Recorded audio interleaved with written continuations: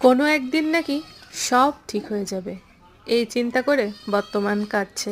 শখের বয়সটা যাচ্ছে দুঃখের সাথে লড়াই করতে করতে। কোনো একদিন নাকি সব ঠিক হয়ে যাবে। কত রাত যে ঘুম আসে না এই চিন্তায়, আমার কি হবে। আবার কত সকালে উঠে যে চিন্তা করতে হয় আজ কি রান্না হবে।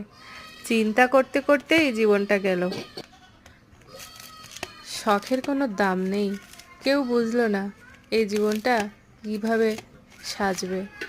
হয়তো একদিন সব ঠিক হয়ে যাবে, কিন্তু তখন আমার হাঁটুতে আর জোর থাকবে না, গলায় আর জোর থাকবে না, এই দুটো হাত দিয়ে সুখের দিনটাকে জড়িয়ে ধরার মতন আর জোর থাকবে না।